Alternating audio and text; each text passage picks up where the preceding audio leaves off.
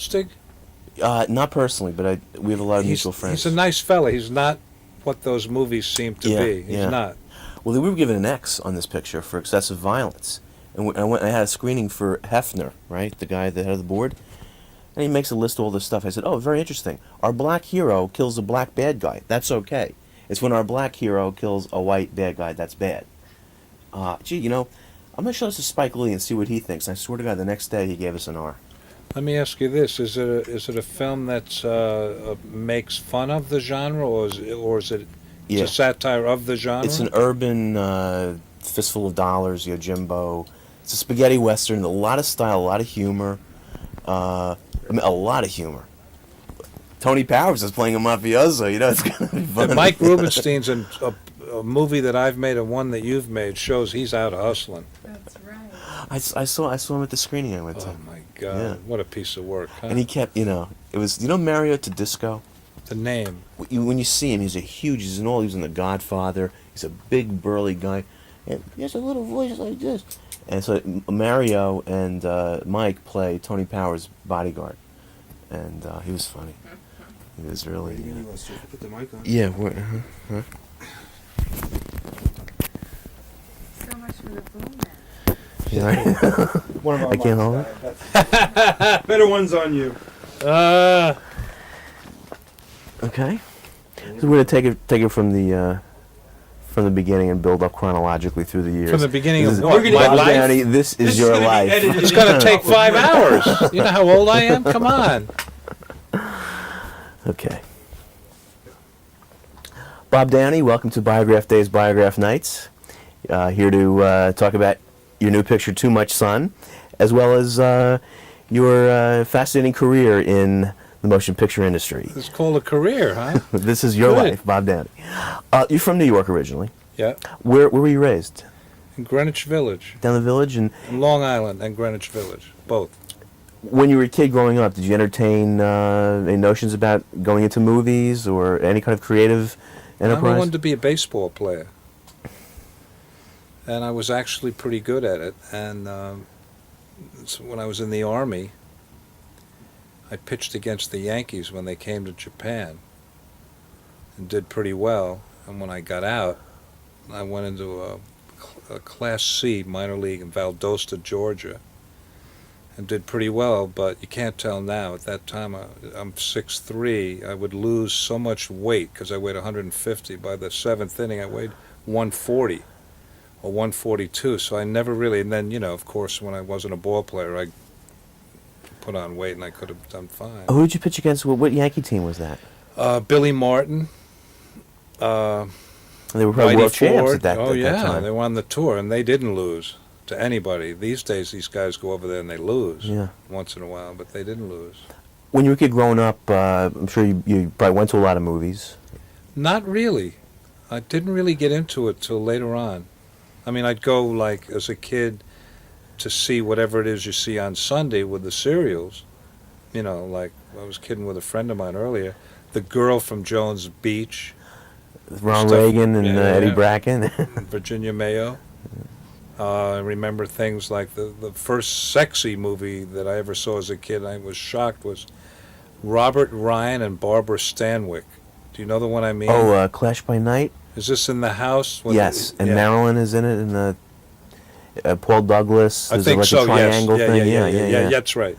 Fritz Lang, yeah. And there's a scene where she just puts her hand up the back of his shirt, and it was like, I can't believe this is going on in a movie, And so I must have been 10. Did you have any kind of affinity, towards comedy at that time? Martin and Lewis or Abbott and Costello or anything? Yeah, I liked it, but I didn't love it. So how did, from the baseball, how did you, get into making films? Well, I started, I left out that when I was in the Army, I got thrown in the stockade, and we can go into why, but I was in the stockade, and I had a pencil and a pad, and I just started writing stuff down, and pretty soon I was just writing scenes and tried to write a novel, and finally did, and got out, and knew I had done that, and was happy with it. And then I just got into a writing, directing workshop in the village and fooled around with acting a little bit and read Jonas Mekas, who said anybody can make a movie. and I had written some off Broadway plays. So I said, "Wow!" And I found this cameraman, and we went out and shot something, and it's been downhill ever since. Did you have a creative mentor at all who, during that time, was it pretty much something that you found in trial and error? Exactly. It was trial and error, and usually more error. But it was exciting, and when you edit, as you know, when you edit the stuff together, oh, left out something. The Charles Theater, you might have heard of it, on Avenue B, would run films 24 hours a day for weeks. Anybody could bring a movie. So I immediately had a place to show the first thing I shot, which had no sound, and we just played, rock and roll behind it, whatever the music of the day was, and it would be exciting. It would be people walking in and out, hundreds of people, and bringing films from all over the world. Ron Rice showed up with Flower Thief with Taylor Mead in it, and Brackage had stuff, and blah, blah, blah. And I was lucky, I guess, because my stuff lent itself towards whatever the word humor is. This was kind of like what they're now calling, in retrospect, the American New Wave that, Cassavetes was doing things like Shadows, and people were actually getting out there and making their own films and not, feeling like if they wanted to make a movie they had to get into a union or have an uncle who worked for Paramount, and that must have been a very exciting, very exciting time. Yeah, the idea that if you were a writer, you could actually write with a camera and get actors and not have to take your plays to a theater and find a director, blah, blah, blah. Yeah, it was great, and it's black and white. There was very little color, and therefore things were much more believable no matter what you did. The black and white gave it some kind of reality.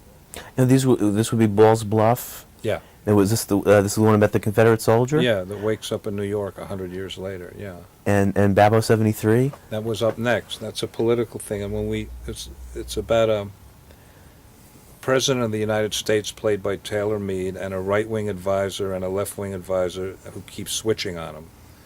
And Kennedy, that shows you when this was in Europe, and we knew we could get into the White House, or we thought we could, and luckily we did. So we took our President of the United States into the White House, and since Kennedy wasn't there was not that tough kind of security.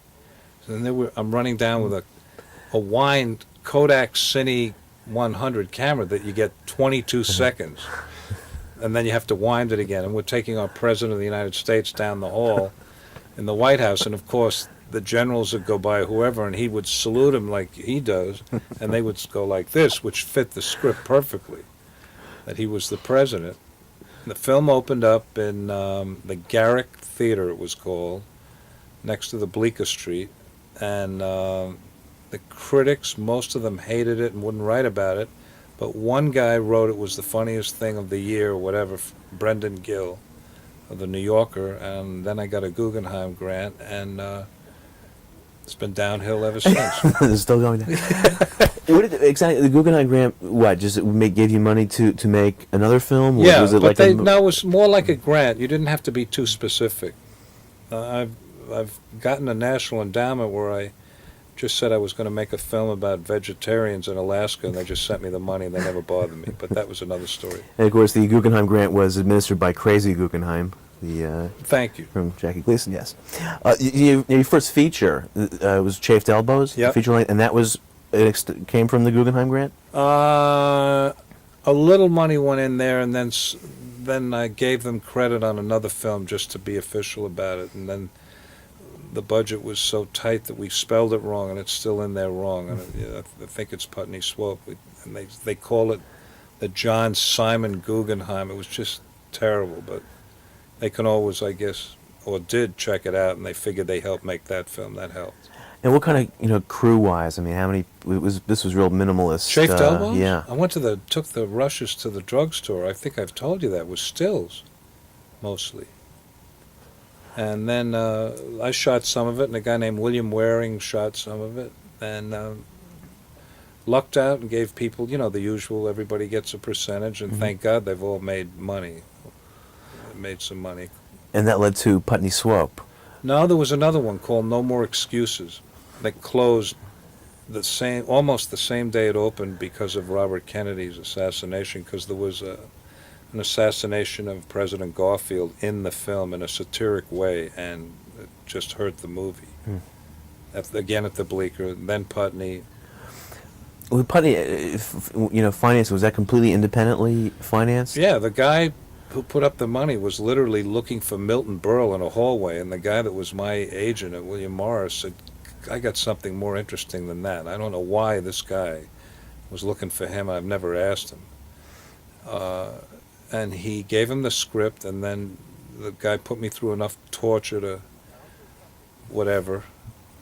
I'll do something with you if you promise not to do it. Use it. Just you and I. Will you? Yeah, yeah. I was with he and his wife one night, and he's just about to give us the money to make the movie and get started, and he's a stutterer. And he says the word and he went on. It was like a minute. This is good. A minute, and you imagine, of course it was motherfucker, and of course his wife knew, and of course I knew, and it was going on. And literally for a minute, and I'm not kidding, that long, she finally said, shut up and give him the money. It was a great moment, and then the next day we were in business. It was one of the funniest, you know what I mean? Yeah, it was a classical moment. I can't do it because now we're kind of friendly. Let's go. Are we still going? Yeah. Okay. They're not married anymore, and yeah. And that's how that got on.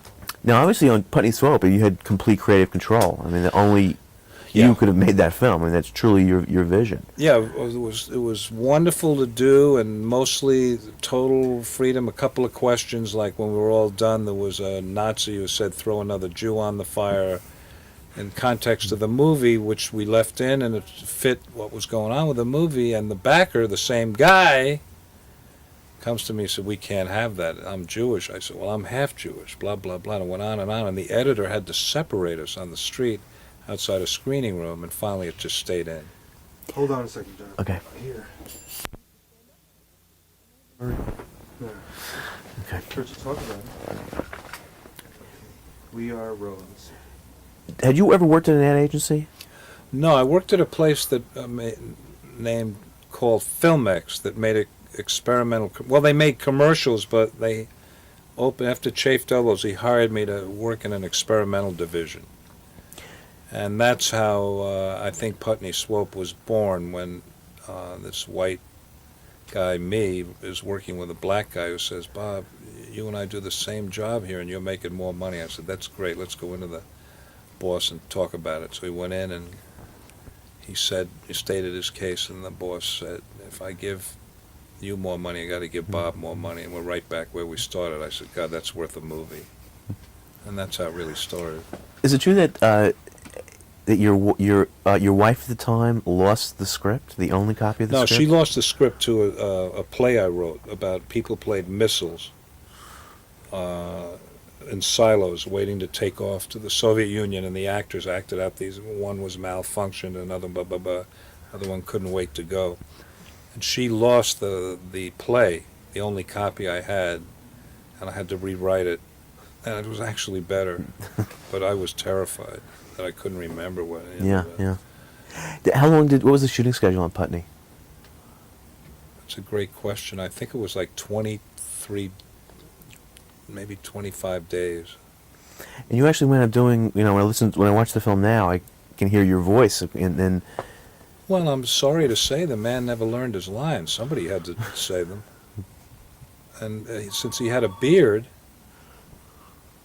then the cameraman pointed that out to me one day when I was frustrated. Gerald Cott said, you might not have any trouble dubbing him. Look at him. And I could see him over there. We were in Connecticut shooting a commercial. I don't even know why he was there. Had nothing to do with his part of the movie. And he was talking, and you could see that almost anything could come out of there except what I wanted to. And so I didn't bother him anymore about it, because every night was a hassle. Do you know him? Yeah. So anyway, that's how that happened. when the picture was released, I mean, it really, kind of heralded again. I mean, it was this kind of American New Wave, as they call it now. It's kind of independent filmmaking, which is very exciting. And, You must have been. It did obviously did well at the box office, very Did well. well, and Easy Rider came out the same week, and they just followed each other. The two of them would, keep opening all over the country, and it was great. And they had a great distributor who really loved the movie, and he brought in that ad one day with a guy. He opened the film 12 days after he took it. That's hard, because he owned the theaters. Mm-hmm. And This was Cinema 5? Yeah. And the ad, blah blah, up up Madison Avenue, with this finger and this girl on the, in the hand. He brought in and he said, "What do you think?" I said, "Oh, it's better than the movie." And then he said, "I'm worried if you like it." So then he goes on the street asking anybody, "What do you think? What do you think? What do you think?" And people didn't know what he was showing them. Truth and Soul, Putney Swope, up Madison Avenue. And finally, somebody liked it, and he said, "All right, we're doing it." And the guy had this idea for any movie in his closet, and he was so happy, and that was the ad, which was wild. Then Hollywood comes calling, I would imagine. Not after. really. Doesn't that happen? Not No? really. I mean, there were a couple of, but not really. It was just too dangerous for them, I guess. Or I don't know. I don't know. I mean, I wasn't paying attention, I guess. Or thank God, maybe. what did you do after Putney? Pound. Pound came next? Yeah, and United Artists, when we turned that one in, thought it was going to be animated, so that was a tough one. Now, this It's is a picture they expected to be an animated cartoon. It's done with live actors, which threw them. And what it was about, what it was about. And it was not fun. And it ended up on a double bill with Satyricon out of United Artists. X-rated for language, not violence even, language. Is this the picture that Bobby Jr. made his debut That's in? right. At the age of what? Well, let's see, that was A baby? 1970. So, 5. Greaser's Palace. Thanks. Greaser's Palace. That was a Columbia release, wasn't it? No, Greaser's Palace was no release. The lady who put up the money released it, and then Rugoff picked it up. Nobody wanted that movie. Huh. And by the way, nobody wanted Putney either except Rugoff. We were ready to put it on the shelf. Bud Smith and I said, "That is sad." After all this work, and we thought it was amusing. And Rugoff just took it and blah, blah, and everybody else, and people who turned it down then picked up other rights for the movie, like foreign or Canadian or whatever it was.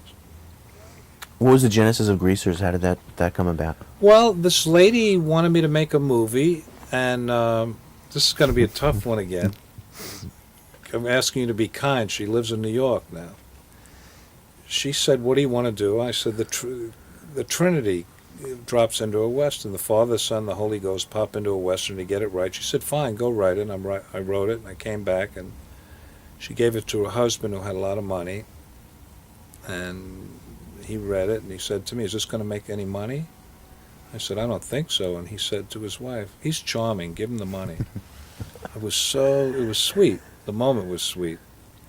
She might not appreciate this, and she's trying to get films on, so I ask you to use discretion. But that's how that happened, and we went out with Neely to New Mexico and made that movie. And Yeah, that picture has a great look to it. It looks, I mean, content aside, I mean, it looks like a studio picture. I yeah, mean, it well, looks we really- shot early, we shot late, we had 3 cameras on everything, including Mr. Murray was one of the cameramen. We found him on the street, and since he had one eye, we thought he'd make a good camera. And he wanted to be a production manager, and Neely, or whatever, and Neely said, "No, you've got to do something else." So he was the 3rd cameraman. So everything had to be shot with 3 cameras, hidden behind trees, because the light's so elusive. Mhm. And that's why it looks so good, because we really planned that one out.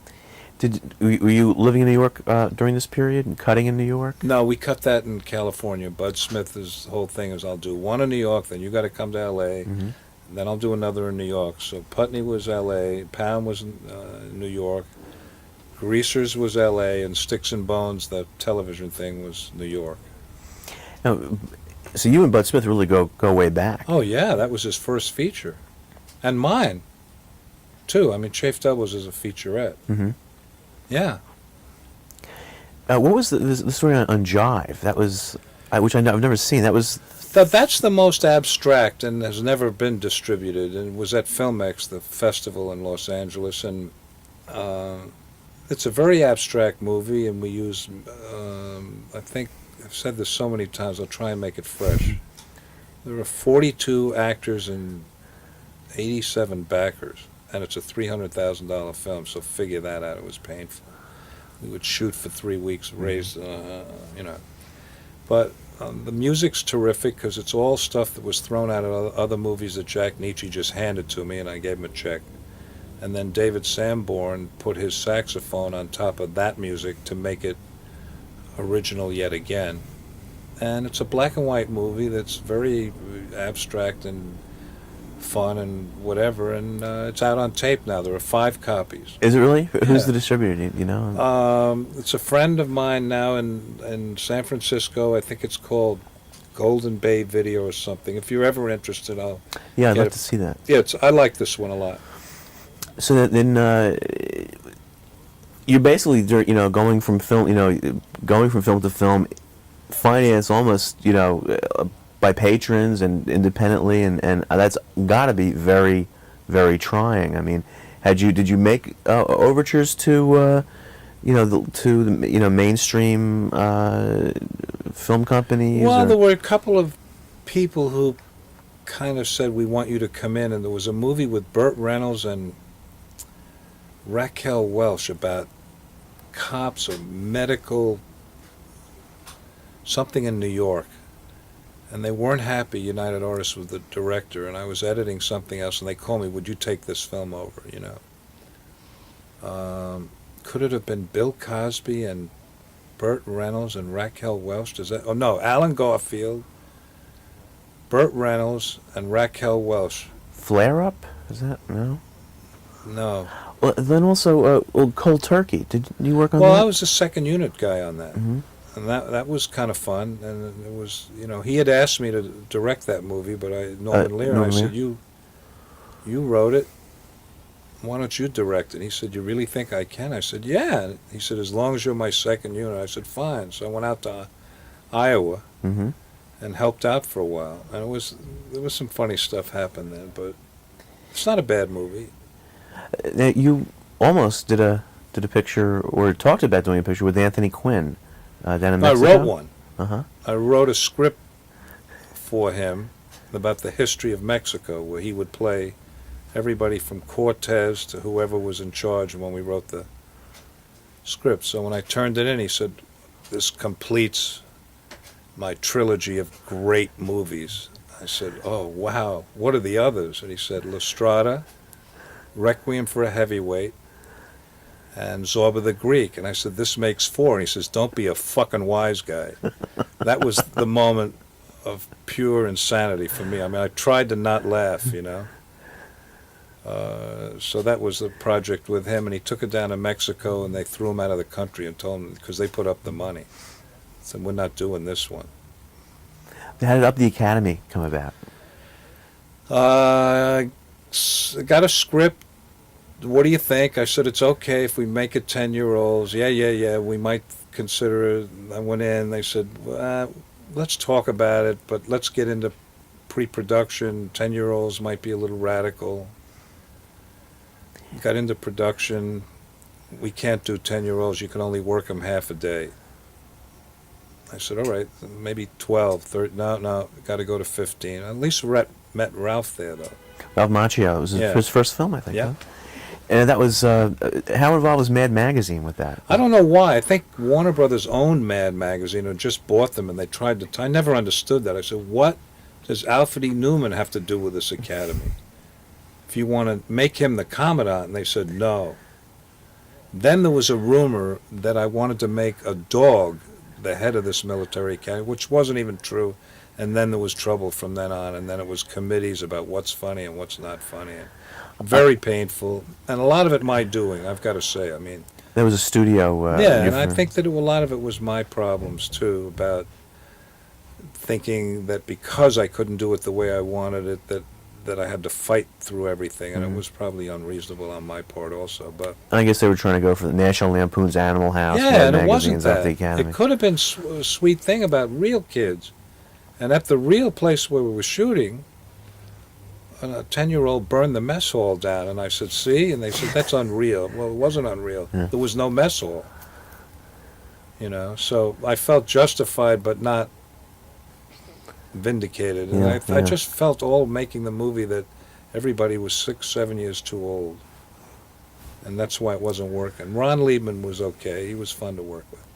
He tried. Sticks and Bones.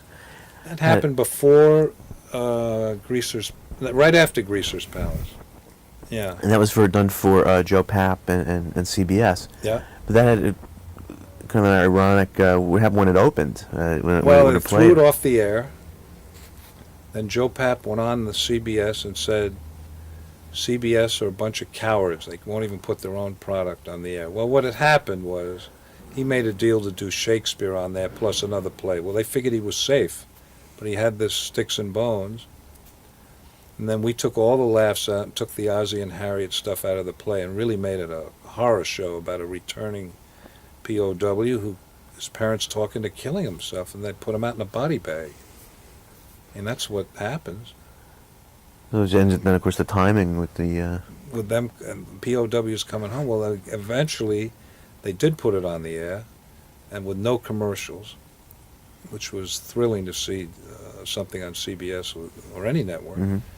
And it became, from what I hear, in the mail they got, the POWs were very grateful for this evening. So it worked out. Yeah, yeah. Is that available on video? From me, Yeah. you got to call me, Yeah. Jeff. I think you can get it. I mean, that's something that should be seen. I mean, Had you seen it? I saw it. I saw a like a bootleg copy, Okay. but the quality looked. Yeah. CBS has it somewhere. So, something like the Museum of Broadcasting should, Well, it did go on the Arts and Entertainment or somewhere. Laura, where was it we saw it? Remember? It was on one of those cable things, and Joe said, "I'm going to make some more money." Don't you remember? I don't remember where it was. I remember seeing it. Yeah.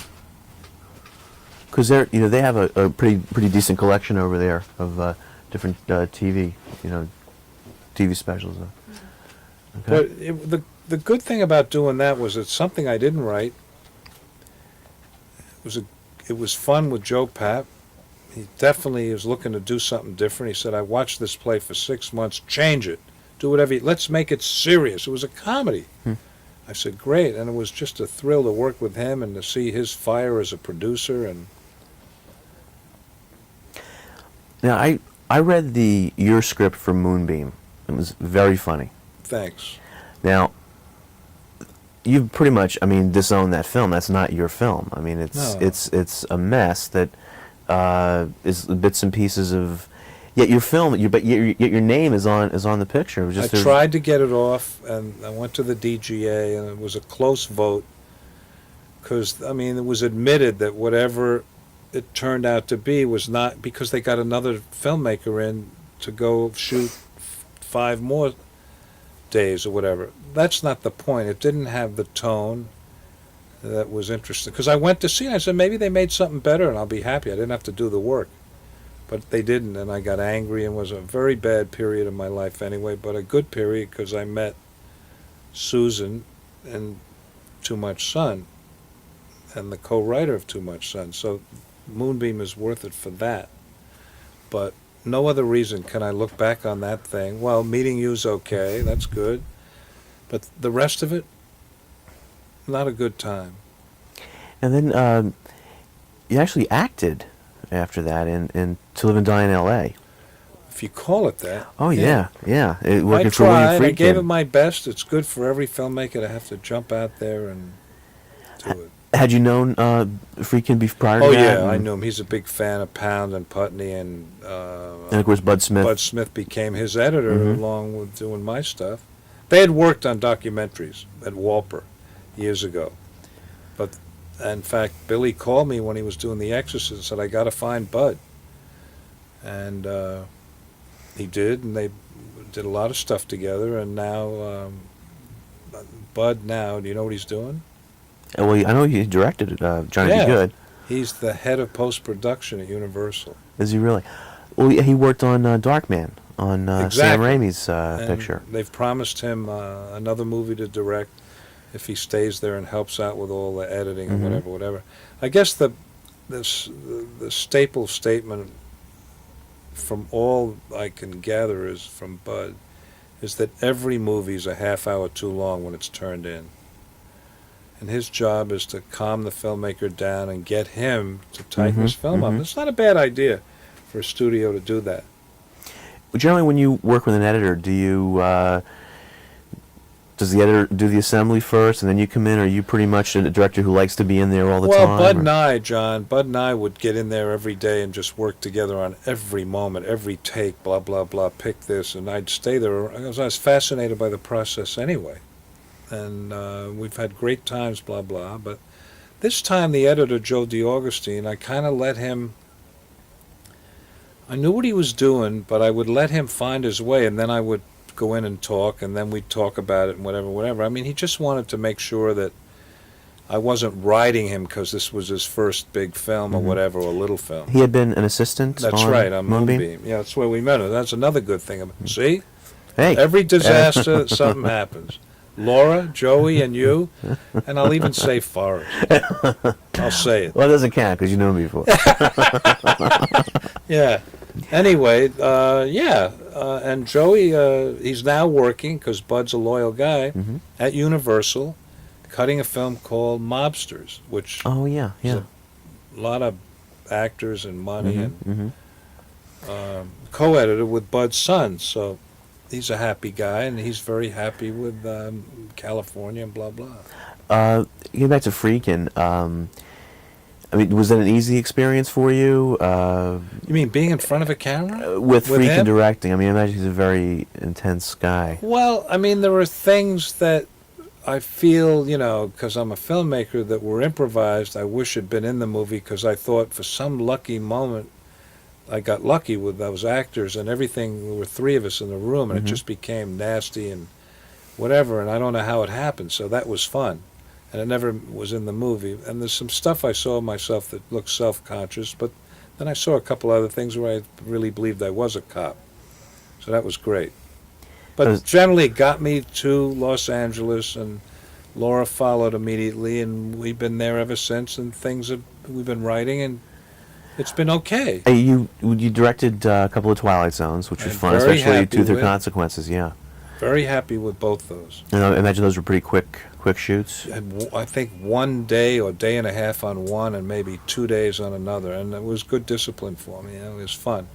And then now on Rented Lips, why are there two different Again, versions? since I didn't write this thing, it was a job, and I thought, because I think Martin Mull's a funny guy, that we could make something happen. Well, nobody wanted to change anything, really. And when I made my cut, the producer, Vista Films, came in and decided they didn't like it. And this is an interesting story. I'm at a poker game, and I'm depressed, the movie, I don't like it, and it isn't funny to me even to this day. A guy says, how could you make a movie as rotten as Rented Lips? I said, well, it can happen, and I kept playing. He said, well, my company has just bought the video rights to all those films from that company. How would you like to go back and cut it the way you want? I thought I was in a dream. Cut to, he put up $75,000 for me to go back and do what I want, and that's the one that's at least out on video. The original cut that the company made is the one on TV, which is what I've been subjected to a few times. But listen, So your cut is on video, yeah, and their cut is yeah, on cable, say. exactly. And the film itself is horrible. Well, it must be such a pleasure. I mean, it must have been such a pleasurable experience to do Too Much Sun, and I mean, and really have it come out the way you intended it. And it's a real Downey film. It's fun. It's satirical. It's eccentric. Through and through. And the cast is wonderful. Can you talk a little bit about how that came about? Somebody gave me a script at the racetrack and said, Bob, what do you think? And I read it, and I told Laura about it, and I said, yeah, but there's a germ here, but I think it can get done. As actors, blah, blah. So it was really one man and his son, and he's dying, and he's saying, you're not getting a dime until you make me a child, and the son was not interested in women. I was so boring, but there's something to that.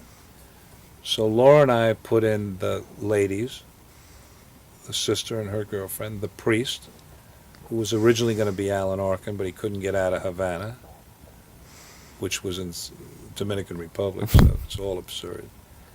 And we put in my son and Ralph's characters.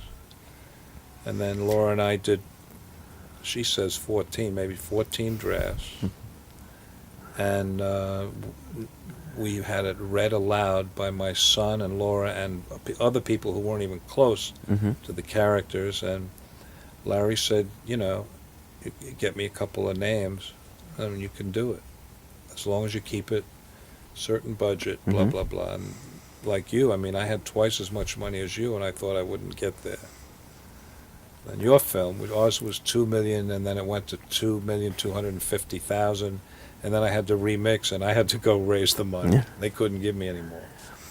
In terms of, and this applies to Too Much Sun and some of your other films, I mean, there's always a kind of improvisatorial feel to it, or a spontaneous feeling to it, which, how much of that comes from, say, improv or I can't tell sometimes, because we rehearsed a lot and fooled around a lot. I think Laura can be more objective. I always tend to think that it's all writing. I don't know how it happens sometimes, that actors bring things, and it's all somebody's writing, if that's the word, making it happen. My son, the first night he shows up, Andrea Martin, he's coming out of Air America. He's happy to be with us. Andrea Martin's singing a song. He's under the covers, and he starts masturbating. So the crew, and we just a pin. We were in pain, laughing, but we don't want to blow the. So it was like we could have really keeled over ourselves. It was, looking and this, and then it was all over. He doesn't even crack a smile, I said, well, that's funny to me. He said, good. Hope you can use it. And then whatever she does. And, of course, that was something that I kind of felt he might do because it was open to that. But when he started really doing it, when we did it again, she then decided that she's making up the song, too, that she was going to put her foot down, so to speak. And so it turned into a nice scene, funny. So that was the most improvised. That was his first night, and that's how we started with him. And it was uphill from then on. He's fun to have around. And John, the movie wouldn't have gotten on without him. Oh, that's reality. Yeah, I mean, he's become a big movie star. Yeah. But he still takes direction. He loves fooling around. Yeah, he does. He does, I think, and he wants to make films, and he writes, so yeah. Laura's got a better thing on the way he works than me, and, I can't be objective. Let me ask you, you once told me the 7 rules, Slavko Vorkapik's 7 rules of directing. Yeah. Would you be so kind as to let's say that them? let's say who he is first. He was the guy who came, Hollywood brought from Soviet Union in 20s or 30s, you might know more about that than I do, when it was, to bridge some of these static movies with montages to, when the fighters are fighting and they do the towns and when the calendar's going and the clock's going and blah, blah. So he became the guy. Every movie that needed a montage, they called Slavko. So cut to the place that made experimental commercials, Filmex. He was there to help directors be better at what they did. But directors who make commercials, at least the ones I knew, had such egos, they didn't want to know about how they could be better. They were happy photographing whatever they were photographing. So I would go to the lectures with a guy named Bob Sukas and just be enamored of everything this guy was talking about. And his basic rules, 7 rules of directing, which I deduced from this broken English. that he spoke, he didn't have his rules, but he had them. They were there, and they were the following. If you're going to photograph a scene, don't have anybody enter left and right. That's theater. Have them come to you or from and back of you. If you're going to pan, say, from you to Laura, have something in the background moving, whether it's a bird or another person, to move over there so the camera just doesn't move. Cast against type. If it's supposed to be one type of person, it should be another person that's totally different to play against that. One zoom per movie. It's a lazy man's dolly shot. Don't let people sit down and eat and talk, because they usually don't get up, and if one of them does, he's not coming back. It's boring. Get people to move. Shoot early, shoot late, if you can when you're outdoors. And the final rule is break every other rule. That's great. What? Don't repeat a shot. Oh, don't repeat a shot. Which, exactly? I'm sorry. That's good. Is it when? It's the whole essence. Sorry. Basically, it's if we're sitting and we have to sit and talk, at least when it cuts from you to me, now it goes back to you, a slightly different thing, a new composition, a new angle. So at least it's not ping pong, because he claimed that an image that was not exciting is dead in less than 7 seconds and maybe quicker. So don't repeat a shot. It's almost enough of a reason to get through, and anybody can direct if you try and blah, blah. But the one thing you leave out is you've got to have some kind of a screenplay. And the screenplay for Too Much Sun is not the greatest, but we did everything we could do with it before we shot, and it was fun to make the movie, so I'm happy about it. But it's not something that I'm going to want to see over and over. You know, I like it. It's funny, and people seem to laugh at it. Well, the music element to the film too is fun. To this one? Yeah. Oh, I'm glad you like it. Yeah. Great. And He's then you never have- done it before. That's the actor Tim Robbins' brother. Really, first score? Yeah, first Really nice score film. on this a film this long. Yeah, he's done a very short, and he's done stuff for this brother's theater group. And the photography also, very Well, good, excellent cameraman. He's great. Bob He's Yeoman. a drugstore cowboy, and we met on Rented See, there it is. Mm-hmm. It is a meeting place, these movies, and every crew has its own story, and it's like a family every time, and the ones you meet, yeah. Well, even on Moonbeam, which was not for you a particularly happy experience, there was certainly a sense of family, you know, on that movie. And I assume that We'll get to them. it's several Abuse themselves for- different families, maybe, but Yeah, that's and true. you get that sense also from Too Much Sun. Good, I'm glad, because it was, and The sense of fun, that people are having fun, and Oh. it really translates. It translates to the screen that I saw. I felt that that people picked up on that. that's great, John. I'm glad, because we've been a little, after coming from Boston, where the people who we spoke to and the publicity were so positive, and even if they weren't, by the time they finished talking about the film with us, they felt better about it. And then to come to New York, where I know it's jaded and tough, and what we're going to go through here. It's fun to know that you could feel that. It's important. Yeah. Well, Bob, congratulations on the picture, and Thanks. Everyone go out and see it. Thank you. Got it.